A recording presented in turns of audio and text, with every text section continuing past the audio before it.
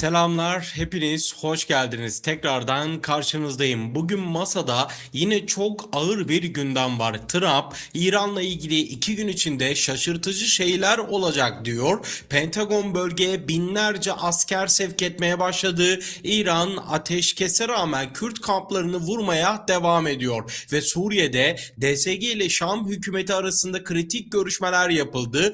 4 haber ama hepsi aynı bölgesel denklemin parçası aslında. Hazırsanız ilk haberimize hemen geçmek istiyorum. Mazlum Abdi ile Ahmet Şara arasında bir görüşme gerçekleşti. Suriye'de çok önemli bir gelişmeydi. DSG Komutanı Mazlum Abdi ve Suriye Demokratik Konseyi Yürütme Kurulu Başkanı İlham Ahmet, Şam'da Suriye Devlet Başkanı Ahmet El Şara ve diğer yetkililerle ayrı ayrı görüşmeler yaptı. Bunu Suriye Bakanlık ekibi sözcüsü Ahmet El Hilali açıkladı. Masada neler vardı? Asıl mesele bu. Anlaşmanın uygulanması, güçlerin entegrasyon sürecinin değerlendirilmesi, bugüne kadar yapılan çalışmaların gözden geçirilmesi ve önümüzdeki adımlar. Yani bu sıradan bir ziyaret değil aslında. Doğrudan sürecin geleceğini belirleyecek bir toplantıydı. Hilali ayrıca Mazlum Abdi ile başkanlık özel temsilcisi Ziyad El Ayış arasında yakın zamanda yeni bir görüşme daha yapılacağını açıkladı. Bu toplantının amacı entegrasyon sürecindeki mutabakatların takibiydi. Sözcü sürecin uluslararası ve bölgesel etkilerden uzaklaştırılıp ulusal bir çerçevede ilerletilmesinin hedeflendiğini de özellikle vurguladı. Bu cümle aslında çok önemli. Yani Şam yönetimi diyor ki bu iş Suriye'nin iç meselesidir. Dışarıdan kimse bu duruma karışmasın. Hasege'deki taraflara da bu görüşmelerin ivme kazandırması bekleniyor. Ancak şunu sormak lazım. Entegrasyon süreci gerçekten ilerliyor mu? Yoksa kağıt üzerinde mi kalıyor? DSG güçleri Suriye ordusuna entegre olacak mı? Yoksa bu süreç sürüncemede mi kalacak? Çünkü sahada işler her zaman masadaki kadar düzgün ilerlemiyor. Sizce DSG ile Şam yönetimi kalıcı bir anlaşmaya varabilir mi? Yoksa bu görüşmeler sadece zaman kazanmak için mi yapılıyor? Yorumlarda düşüncelerinizi lütfen belirtin. Şimdi gelelim ikinci haberimize ve aslında en önemli haberlerden biri. Şimdi biliyorsunuz ki İran Kürtleri, İran'daki Kürt gruplar, yani tırnak içinde söylüyorum bu isimleri, Kürt gruplar kısmını, çünkü çok tartışılan konular arasındaydı. Avrupa'sından tutun ABD'sine kadar, İran'ına kadar, Irak'ına kadar, Suriye'sine kadar ve hatta Lübnan'ına, İsrail'ine kadar bu durumu tartışıyordu. Bir kara harekatı İran'a yapılırsa bu Kürtler üzerinden yapılacak deniliyordu.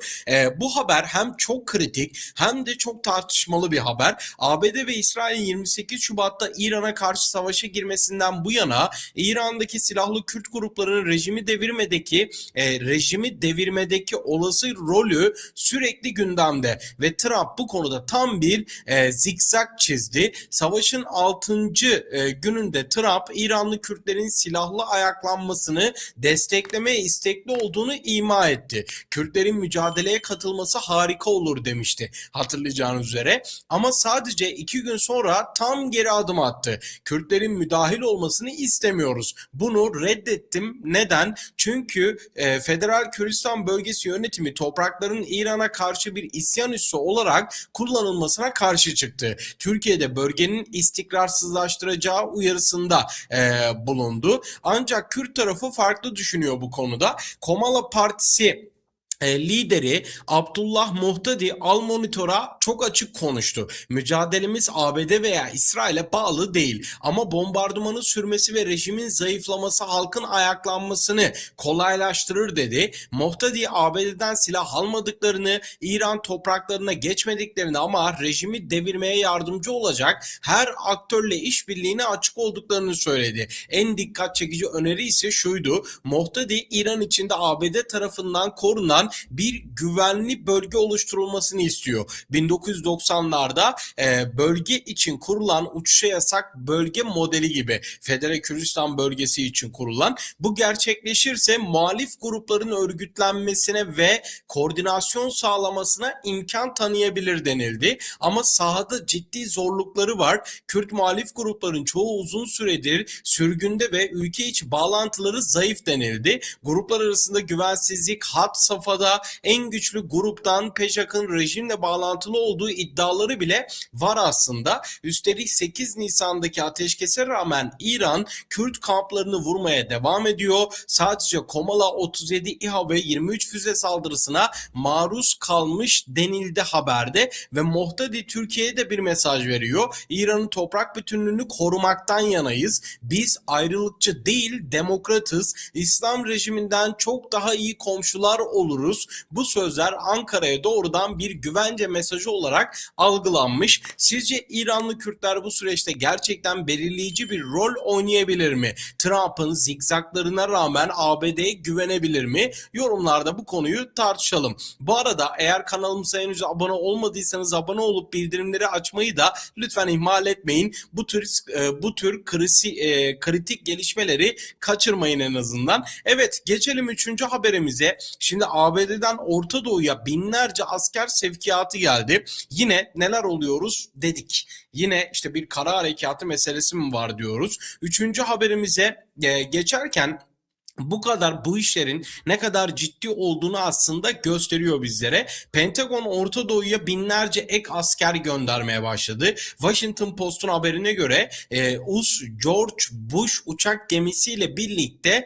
6.000 asker ve Boxer amfibi grubundaki 4200 deniz piyadesi bölgeye sevk edildi denildi. Rakamları toplamak gerekirse bu takviye ile birlikte ABD'nin bölgedeki uçak gemisi sayısı 3'e çıkıyor. Lincoln, Ford ve Bush. Toplam Amerikan askeri sayısı yaklaşık 60.200'e ulaşacak. Eğer bu sevkiyatta olursa 60.000 asker. Bu rakam tek başına birçok ülkenin ordusundan da büyük dünyadaki. Asıl bomba Washington Post'un aktardığı şu iddia: askeri planlamacılar İran topraklarına yönelik kara operasyonu senaryolarını tartışmaya açmış. Masadaki ihtimaller ise şunlarmış: deniz piyadelerin Hürmüz Boğazı'ndaki stratejik noktaları kontrol altına alması, İran'ın petrol ihracatının kalbi olan Hark Adası'nın ele geçirilmesi ve nükleer tesislere yönelik özel kuvvet operasyonları. Henüz resmi bir emir verilmemiş ama bu senaryoların tartışılıyor olması bile durumun ne kadar gergin olduğunu bizlere gösteriyor. Diplomasi başarısız olursa bu savaş çok daha büyük bir boyuta evrilecek gibi görünüyor. Ve geldik son haberimize, Trump'ın açıklamasına. Trump önemli bir açıklama yaptı yine. Trump ABC News'e verdiği demeçte ateşkes süresini uzatmayı planlamadığını söyledi. Neden? Çünkü büyük olasılıkla buna ihtiyaç duyulmayacak diyor ve ekliyor: önümüzdeki 2 gün içinde şaşırtıcı olaylara tanık olacaksınız. Bu çok iddialı bir açıklama aslında. Trump da bu açıklamaları yapmayı biraz seviyor. Trump ya bir anlaşmanın çok yakın olduğunu biliyor ya da askeri seçeneğin masada olduğunu ima ediyor. İkisi de son derece ciddi senaryolar aslında. Trump bir anlaşmanın herkes için daha iyi olacağını savundu. İranlıların yeniden inşaat sürecine başlayabileceğini söyledi ama ardından gelen cümle dikkat çekiciydi: şu an farklı bir rejimle karşı karşıyayız. Radikalleri yok ettik, onlar artık gittiler. Bu sözler İran'ın askeri kapasitesinin ciddi şekilde zayıfladığı mesajını veriyor ve tabii Trump olmasa olmazdı. Eğer ben başkan olmasaydım dünya paramparça olurdu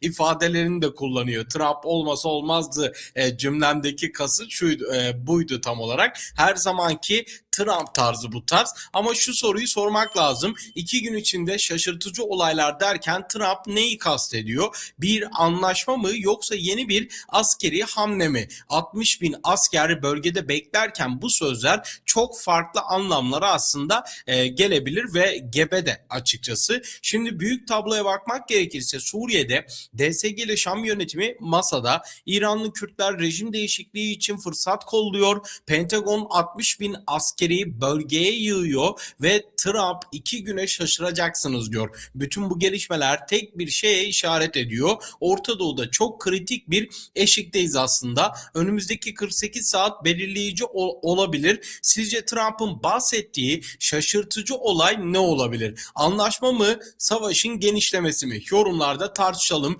Çünkü bu konu hepimizi doğrudan ilgilendiren bir konu. Evet, henüz kanalımıza abone olmadıysanız abone olmayı olmayı, bildirim zilini mutlaka tümü olarak işaretlemeyi ve son olarak bu videoyu beğenmeyi lütfen ihmal etmeyin. Bir sonraki videoda veya yayında görüşmek dileğiyle. Hoşçakalın.